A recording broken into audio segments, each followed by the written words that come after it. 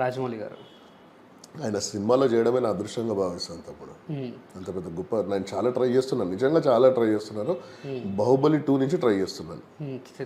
నా బాహుబలి 2కి వెళ్ళాను కానీ సార్ని కలవలేకపోయాను.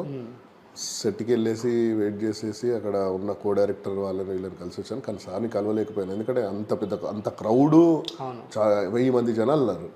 సో కలవలేకపోయాను కానీ మళ్ళీ కూడా నేను ట్రై చేస్తూనే ఉంటాను. ఖచ్చితంగా రాజమౌళి సార్ సినిమా చేయాలి. బికాజ్ ఎందుకంటే రాజమౌళి గారి సినిమాలో తెలుగు నేటివిటీ, తెలుగు ఆర్టిస్టులు కనిపిస్తారు. టు బి హానెస్ట్, నాకు రాజమౌళి సార్ దగ్గర నచ్చేది ఏంటంటే హీరోకి ఎంత వెలివేషన్ ఉందో అట్ ది సేమ్ టైం విలన్కి ఉంటుంది.